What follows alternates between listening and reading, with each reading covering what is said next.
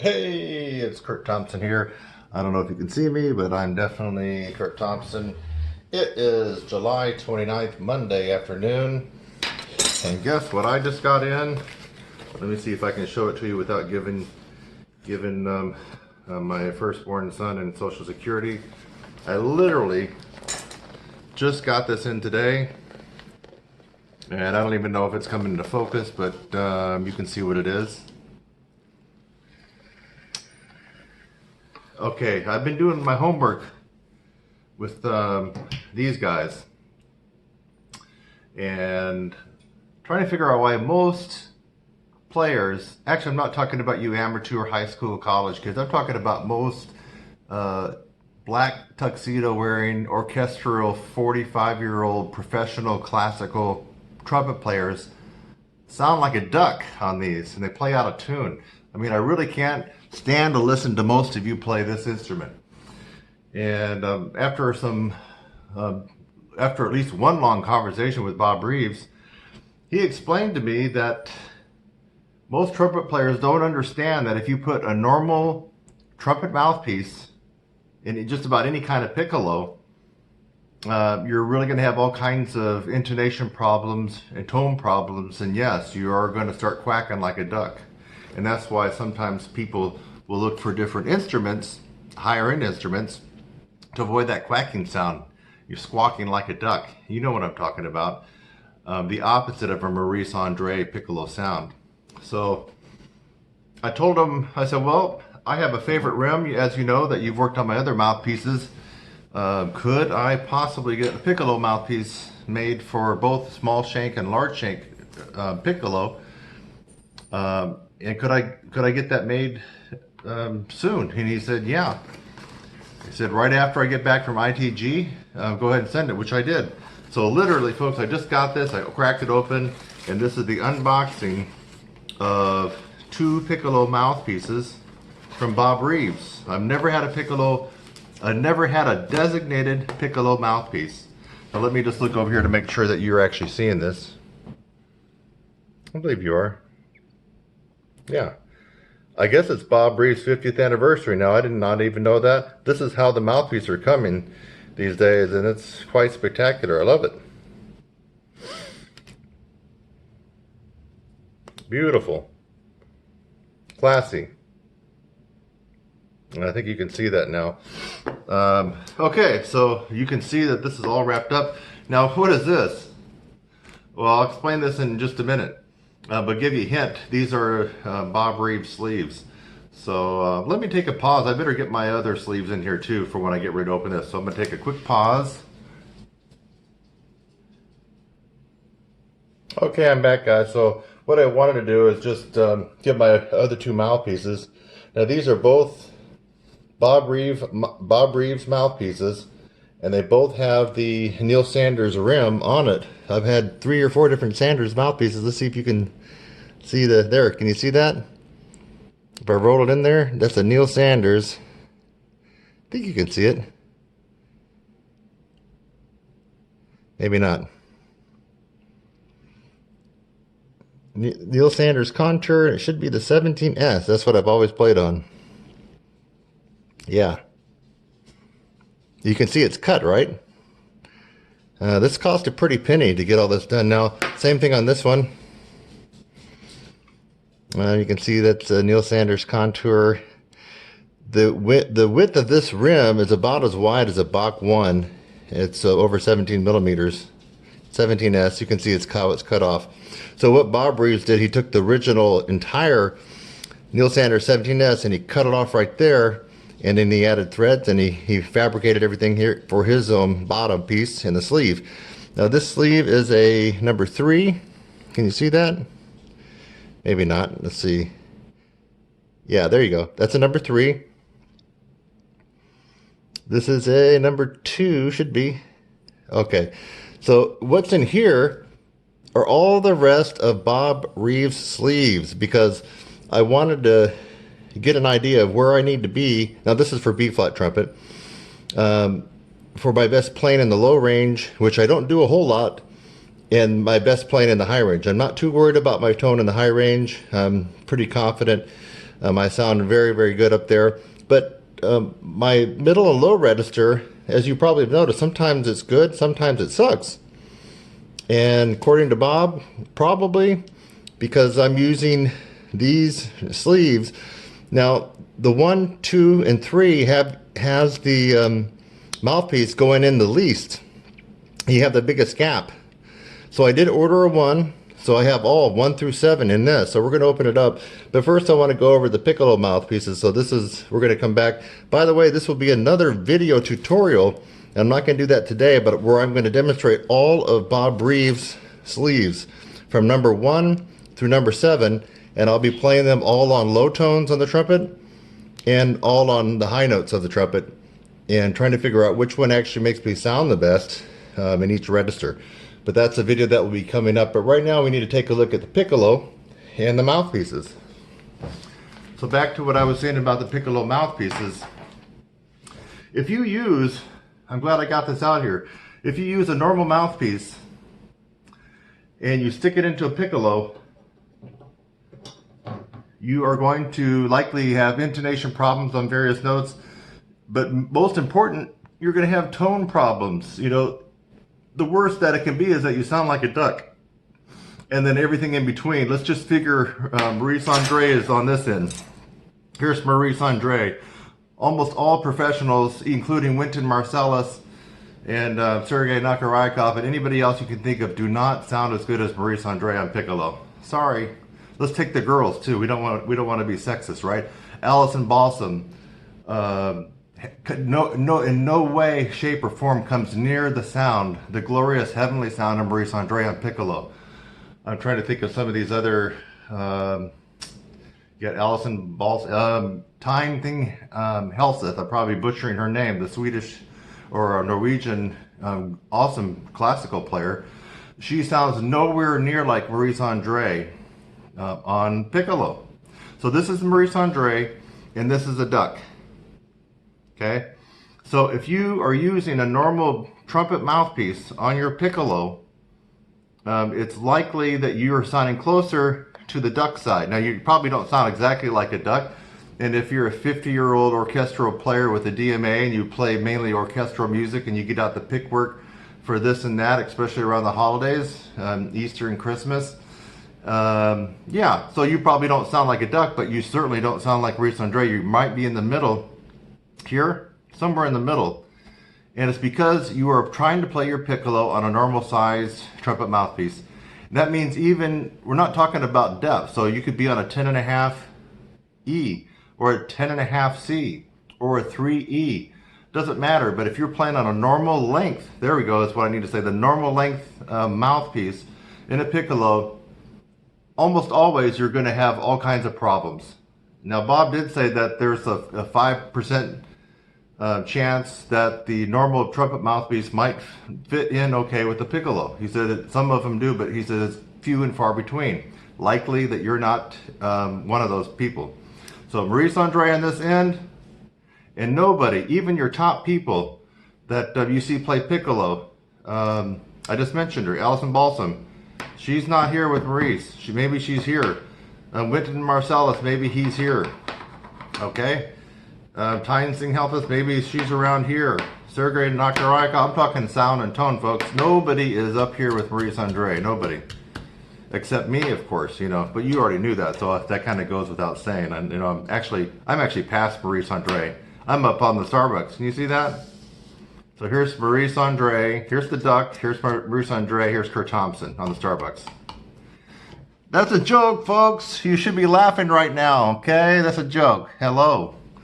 No, I'm not even close to Maurice Andre, and I bet my son on piccolo right now, because I don't do it a lot, it's way behind Alison Balsam and Wynton Marsalis and all the cats who play piccolo on a regular basis every day. I don't. I'm probably... I would say maybe right around the middle. That might change as I'm applying logic and strategy according to the school of thought of Bob Reeves. So here's a normal mouthpiece. I sound good on Bob's mouthpieces near the top of the staff and way on up to double C and beyond. I feel like I sound fantastic. As I dip down into the middle register and low register, sometimes things go down the toilet. And I don't know why that is. I do work a lot on long tones, Schlossberg. I got my own version of stuff I do, plus pedal tones, practicing quiet, but still.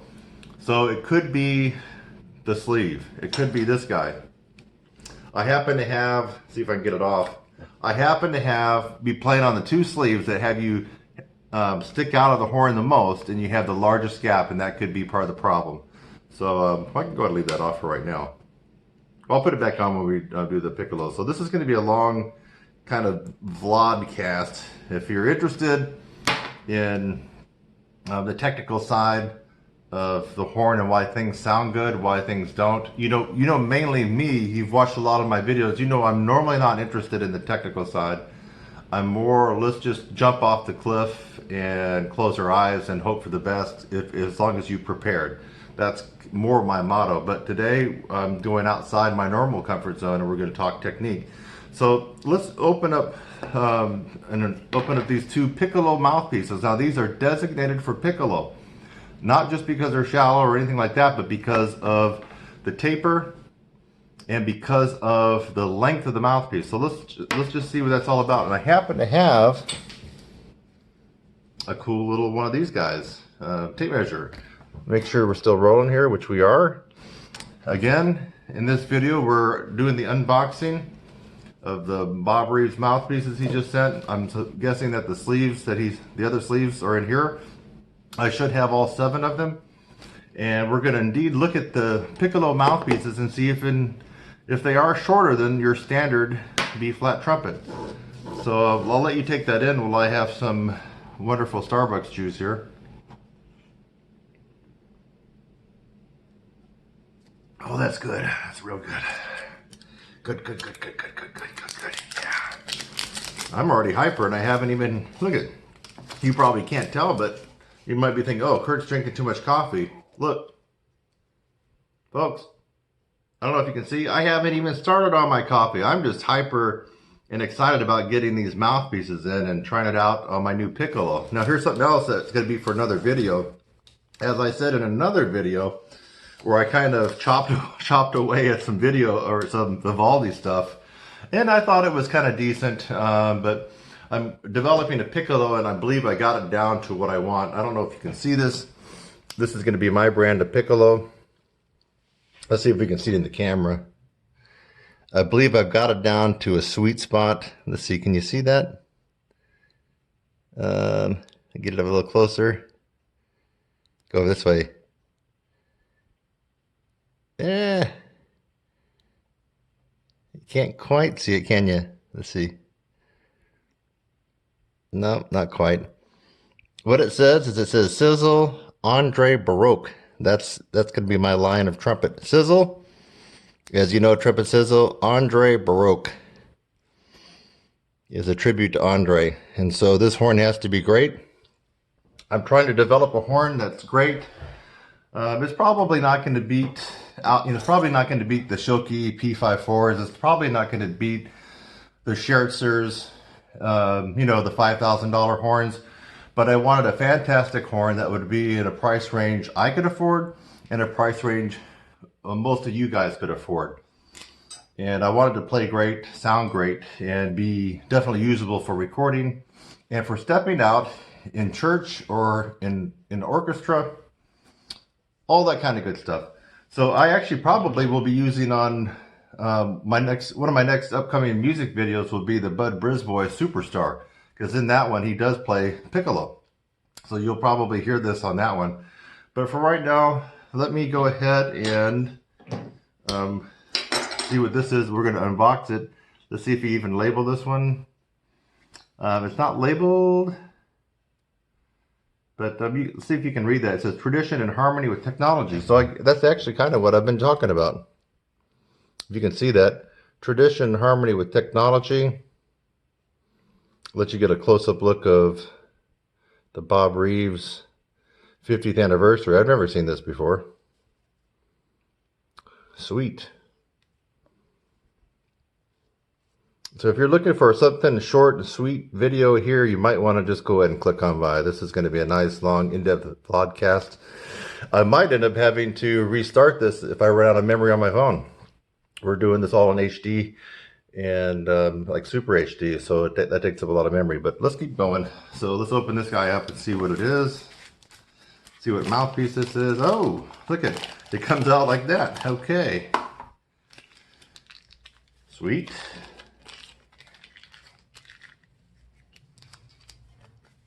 And okay, so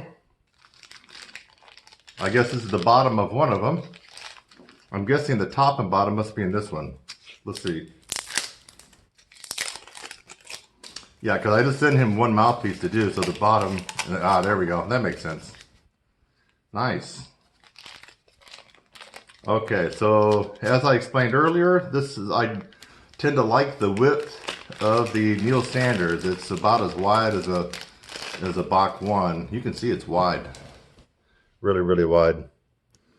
In fact, hold on. Let me go get my Bach 1 and you'll see what I mean. Just one second. Okay, I'm back. So this is actually the Bach 1. For reference, let's see if we can get that in the picture. Let's see. Where the heck is it? There it is.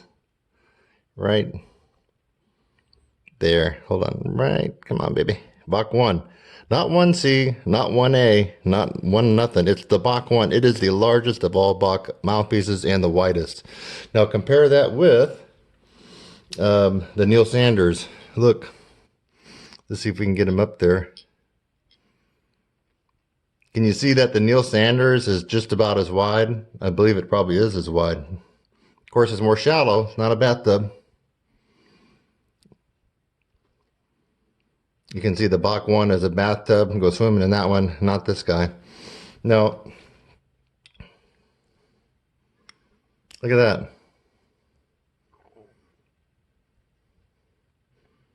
Trying to put them right together.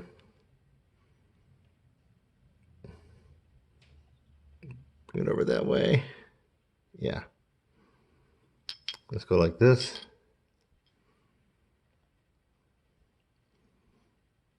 You can see that width-wise, look at the width. Very, very close. We'll have to measure it. What the hell? Let's measure it right now. This is a crude form of measurement, but okay, we've got the Bach 1. This is the Bach 1, and you can't see because we're kind of covering up, but it looks like it goes a full, from what I can see, if you can see that, a little bit over a full inch width. And then my Neil Sanders, you can see that. We at almost the same. I'll let you guys be the judge. I'll have to go back and look at this video. You know what? It's crazy, but it looks like maybe mine might even be wider than the Bach. I'll have to go back and check this video. That's mine. That's the Sanders. And this is the Bach 1. If I can get it back in the video. I have to go back and double check. No, I do think that the Bach 1 is wider, a little bit wider. Okay. So that's the frame of reference. You know what I'm talking about. Now this is obviously for the smaller Shank piccolo. And I have one of those. Actually, it's what you saw me play earlier. But I have the Sizzle Maurice, the Sizzle Andre Baroque, which is going to be my new line of piccolos. And so let's put it on the larger Shank. So this one is probably like the size of a cornet, I'm just guessing. But look at the difference. You can probably see the difference in size, right? Almost an inch difference, possibly. So now let's just take out the trumpet Shank one. I'm excited about this. I've never had a designated piccolo mouthpiece. So we'll take off the Neil Sanders rim.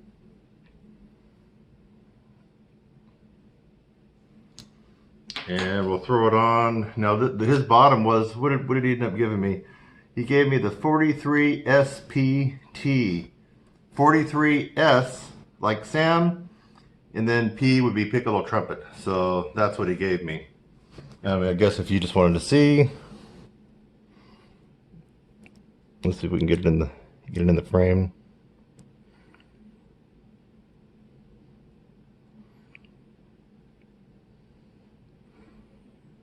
You can kind of see what we're talking about. Kind of a reflection there. I don't know if you can see it all. Probably can. Hold it there long enough. Anyway, that's both bottoms are identical. So now let's throw this on here. This is the one that would go in a trumpet shank. Now let's look at the difference between the trumpet shank and the normal. Let's just compare it to the Bach. We don't even have to compare it to my custom. This is the tip of a Bach is a standard trumpet mouthpiece. Look at the difference, folks. Look at that. Can you see? I'm not sure if we can get all that in there, but big difference. According to Bob Reeves, if you're playing on putting a normal length trumpet mouthpiece, even if it's a 10.5 E or C or a 7E, doesn't matter. You're kind of shooting yourself in the foot. The length needs to be shorter. So let's put it in here. I have not warmed up. Of course, don't all trumpet players say that? That way, if they sound like shit, they got a good excuse, right? But really, I haven't. Okay, I'm just going to get out my horn and play a note on it so I have a frame of reference to see. Now this is cold, but let's just see. Might be a little bit flat. Ah, way sharp compared to the B flat.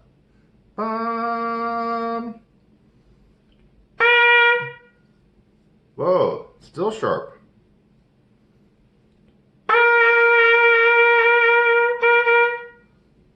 See if we're getting close.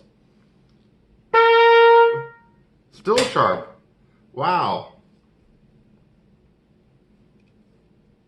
I'm impressed. I mean, not in a good or a bad way, but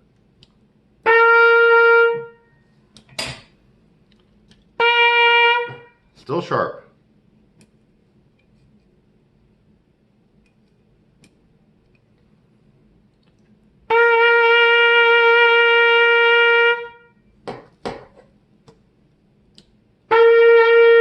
We're getting close, so I'm just going to leave it there. Wow, look how far I had to pull out. I'm quite impressed. Okay, let's try this again now. Now things might be a little bit better in tune.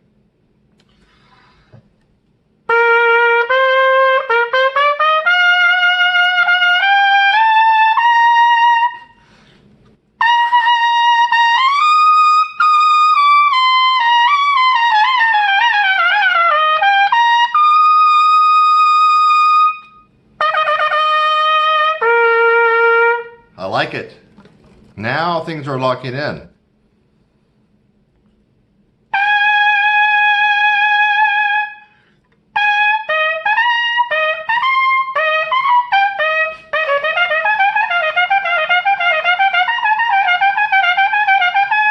Hey, okay, I think we can make this work. This is making a big difference compared to when I had the normal size trumpet mouthpiece. Stay tuned. That means I'm going to be able to record this Vivaldi concerto, and it likely is going to come out pretty decent. Play a couple more notes on this.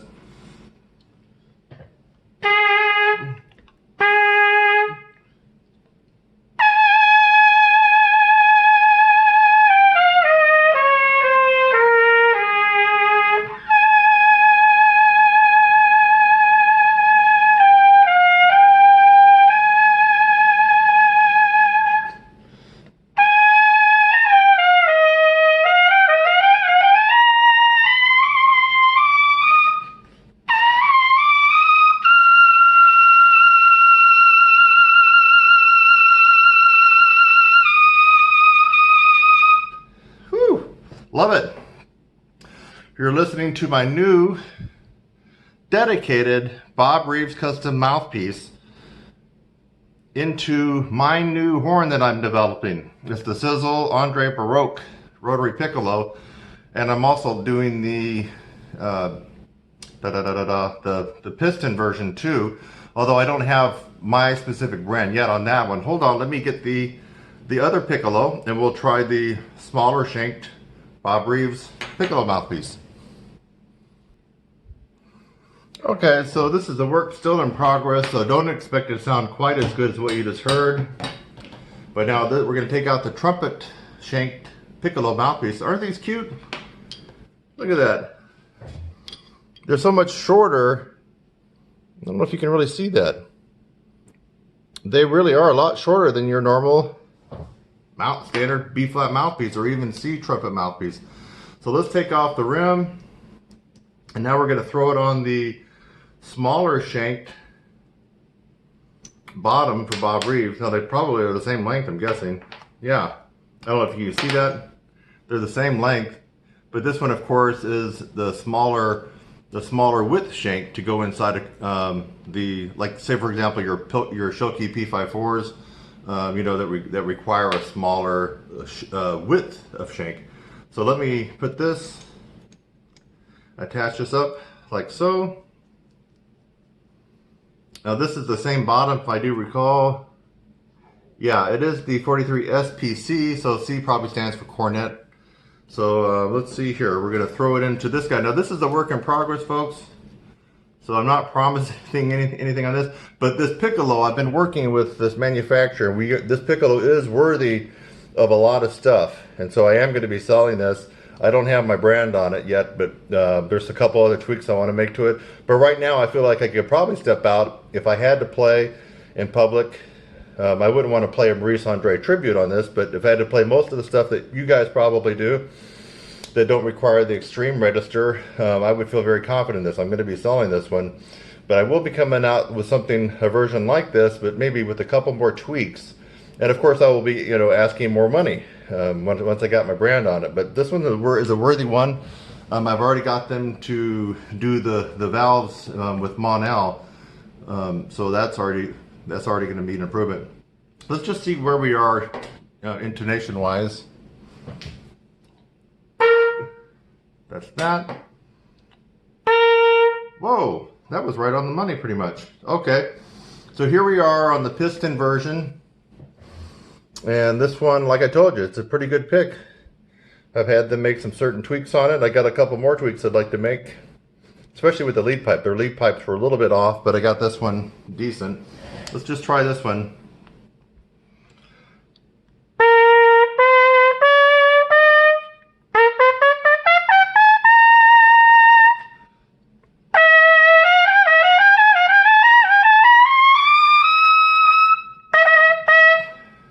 Now wait a minute, this one is right on the button too.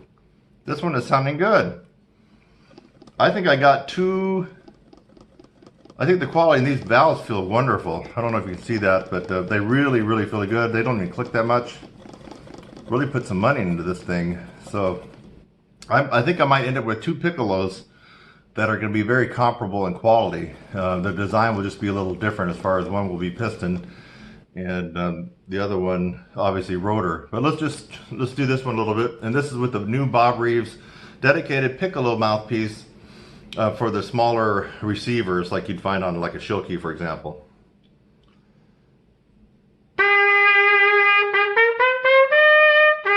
Let's see how bad the D is.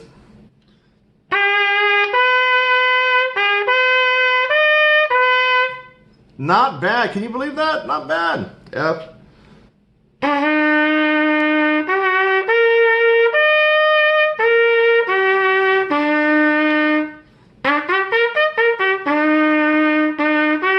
We'll have to play around with that, but that was the low F for the fourth valve.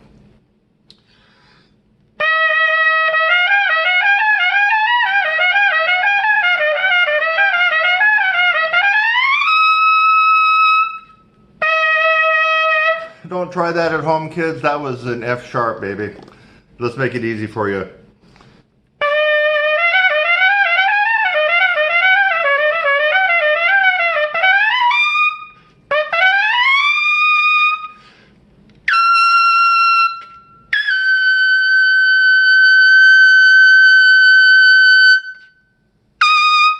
Wow. You know what? I'm on to something here, people. I got two great piccolos I'm in development. One of them's almost done, and I would put these up almost to the Scherzers and the Schilkes of the world. They might win out on a couple of small contingencies, but I'm here to tell you that I think I got something going, and we're going to be able to have a great piccolo for probably a third of what, or maybe even less than a third, or maybe a quarter of what a Scherzer is, and maybe only 50%, maybe only 40% of the cost of a Schilke, a brand new Schilke. So I'll do a couple more on this one. This one feels great.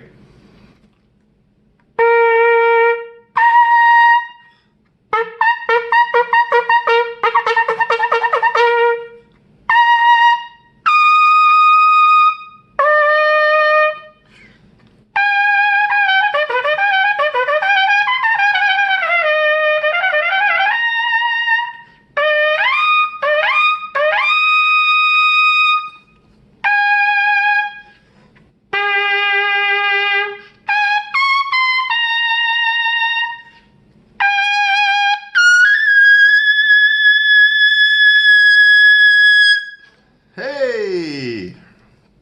Took a half second to lock in, but you know what? Are you listening? Hello out there. Are you listening to what's going on? I got two great piccolos with the right designated mouthpiece from Bob Reeves, and I got some dynamite right here. Man, I'm stoked. I got two piccolos, I believe definitely this one, and this one's coming, that I can handle most of the, well, let's put it this way, right now I can handle all the normal orchestral piccolo stuff easy, but I'm looking for a piccolo that can handle the tough Maurice Andre stuff, especially that Vivaldi. How many people out there have you heard that have recorded that Vivaldi piece live? Well, you already heard me do it once, quite a long time ago at a live performance. Even Maurice Andre, you don't get to hear him do it live. I'll have to check to see if anybody else has done it. But all the big celeb trumpet players seem to love playing the Haydn and the Haydn pick concerto for two trumpets. What else do they love to do? They love to do the Bach, the Brandenburg. What's the one that they don't do? They don't do the Vivaldi and La Mibel. That's a Vivaldi concerto in A flat. And you know why that is? Because it will freaking kick your ass, folks. I mean, you can't even breathe in the first movement. There's no joke. I hope you enjoyed this wonderful, wonderful vlogcast with me and these two amazing new dedicated Piccolo trumpet mouthpieces. A small shank one for like your Schilkes. This is cornet size, and then a larger width shank for everything else. But regardless, these are shorter. Looks like a good inch shorter than the typical trumpet mouthpiece. And the one thing that you should have got out of this video is that if you're playing on a normal Bach mouthpiece, this length, look at this. If you're playing on a normal, typical Bach mouthpiece or something similar, and you wonder why you always have problems on the piccolo, it's because you are screwing up by putting a normal length mouthpiece. You're screwing up the resistance, the gap, your intonation, and your sound. You probably sound closer to a duck than Maurice Andre. Stay tuned for more fun. I'll be talking about, oh, I didn't get out the sleeves. Okay, real quick. I know you wanted to see that probably.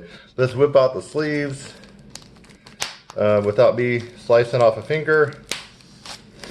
Real quick, I'll just show it to you that I did get these sleeves.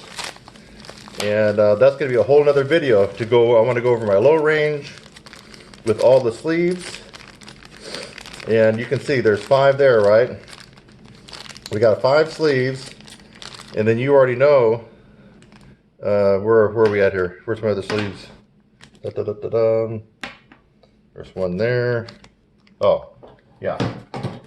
Okay, we got 2 sleeves here. This is a 2 to 3, and these are 1. This would be 1, 4, 5, 6, 7. All that Bob Reeves makes. And another video, probably going to be another long one like this. I'm going to be testing out a bunch of low notes with these various sleeves and finding out where is that sweet spot where I can get a nice resonant sound near the bottom of the staff, and where's that sweet spot for me above high C, for example. So anyway, that'll be another video, and I'll let you know what I find out. Now, everybody's different. What I find out for myself, you do the same thing, you may find something different for you. It's all a matter of preference, personal preference. So, I'm Kurt Thompson, and you're looking at Kurt Thompson and his new Sizzle Andre Baroque rotary piccolo trumpet. There's more to come. There's a lot more. I got so many things going on, so many things in development to help you become a better brass player. So I'll see you the next one. I hope you enjoyed this long vlogcast. This wasn't a quickie tutorial. This is really just a long lecture and my perspective on getting 2 designated piccolo mouthpieces from Bob Reeves. And I'm having some fun with the piccolos I'm trying to develop for me, and then eventually I'll pass on all my hard work to you. And you can get a great piccolo for at least half off what a Shoki or these other ones would cost, but still play as good. I'll see you the next time, my friends. It's Kurt Thompson, TRUMPETSIZZLE.com, and make it a double delicious day. Bye-bye.